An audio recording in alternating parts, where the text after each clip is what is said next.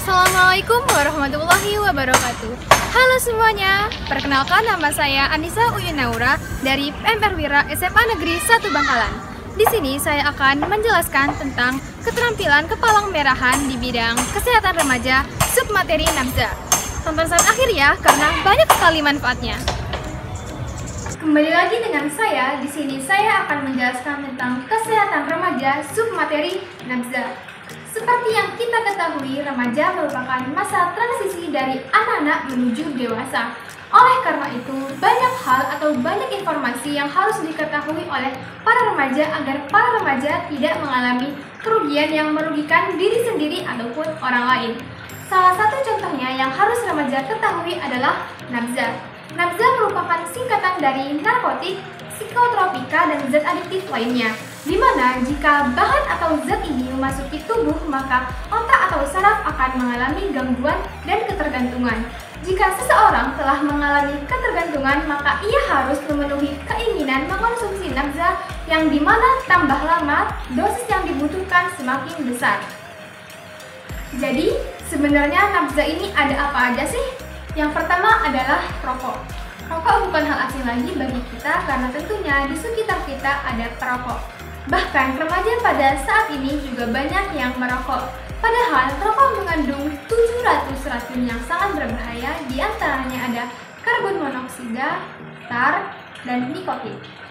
Selain itu, rokok juga memiliki keburukan, diantaranya rokok dapat mengurangi konsentrasi dalam melakukan kegiatan apapun. Yang kedua, rokok dapat menurunkan kebugaran tubuh.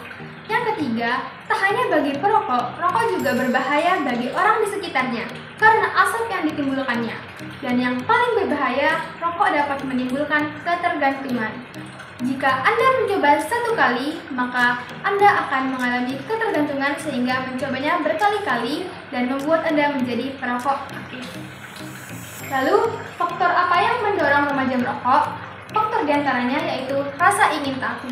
Awalnya remaja hanya coba-coba, namun karena efek ketergantungan tersebut membuat remaja akan mengulangi kebiasaan merokok dan menjadikannya perokok aktif. Yang kedua, adanya stres atau konflik batin. Tak jarang para remaja memiliki masalah, namun mereka melampiaskannya dengan cara yang salah. Salah satu diantaranya adalah merokok. Karena menurut mereka, merokok dapat membuat mereka tenang. Dan yang ketiga adalah pengaruh lingkungan sekitar. Jika teman-teman di sekitar kita adalah seorang perokok aktif, maka mau tidak mau kita akan terbawa menjadi perokok juga karena desakan dari mereka. Dan bagaimana caranya sih? Bagaimana remaja menghentikan merokok? Caranya yaitu kurangi kumpul dengan perokok, atau dengan kata lain, bijaklah memilih teman. Yang kedua, menjaga makanan sehari-hari. Yang ketiga, jangan menahan lapar lama-lama. Dan yang keempat, tanamkan rasa benci kepada rokok. Kita harus menanamkan pada otak kita bahwa rokok hanya menimbulkan kerugian bagi diri sendiri ataupun orang lain. Yang kedua adalah alkohol. Sama halnya dengan rokok, banyak remaja yang telah mengonsumsi alkohol.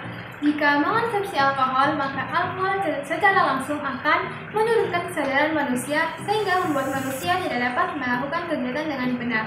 Selain itu, alkohol juga dapat menimbulkan efek kegembiraan atau optimisme yang berlebihan sehingga membuat para peminum akan terus-menerus meminum alkohol. Lalu, faktor apa aja sih yang mendorong remaja ketergantungan dengan alkohol? Yang pertama, untuk meningkatkan kejagoan. Karena menurut mereka, seseorang yang meminum alkohol adalah orang yang keren. Yang kedua, adanya masalah yang sulit. Sama seperti rokok, mereka melampiaskan masalah dengan cara yang salah, yaitu meminum alkohol. Karena mereka menganggap jika meminum alkohol dapat melupakan masalah yang mereka alami. Yang ketiga, keinginan dianggap keren dan disegani. Dan yang keempat, dorongan dari lingkungan sekitar. Dan apa aja sih dampak remaja yang minum alkohol? Yang pertama, menurunkan kesadaran manusia. Jika seseorang meminum alkohol, maka mereka tidak dapat melakukan kegiatan dengan benar. Contohnya adalah berkendara. Jika seorang pemabuk berkendara motor atau mobil, maka mereka tidak dapat berkendara dengan benar. Yang kedua, dalam jangka panjang alkohol membuat orang ketergantungan secara psikis. Karena alkohol dapat menimbulkan efek kegembiraan atau optimisme yang berlebihan sehingga membuat manusia akan terus kecanduan untuk meminum alkohol. Dan yang terakhir adalah menyebabkan berbagai gangguan kesehatan. Yang ketiga adalah penyalahgunaan obat. Obat merupakan racun yang dibuat dari bahan dasar kimia yang dapat dimasukkan ke dalam tubuh manusia melalui kulit, vagina, anal, mulut, atau lubang di bagian tubuh yang ada. Ada 4 golongan obat berdasarkan bahaya dan cara mendapatkannya. Yang pertama adalah obat bebas, yaitu obat yang dibeli dan dapat diminum secara bebas. Yang kedua adalah obat bebas terbatas, yaitu obat yang hanya dapat didapatkan melalui resep dokter. Yang ketiga adalah obat berbahaya, contohnya seperti obat penekan kesedihan, halusinogen, dan obat perangsang. Yang keempat adalah narkotika, contohnya seperti ganja, kokain, heroin, morfin, dan lainnya. Lalu, tahapan penyalahgunaan obat pada remaja. Kita harus mengenali keempat tahapan ini. Yang pertama adalah tahap pemakaian coba-coba. Yang kedua, tahap pemakaian insidental atau kadang-kadang. Yang ketiga adalah tahap penyalahgunaan. Dan yang keempat adalah tahap ketergantungan.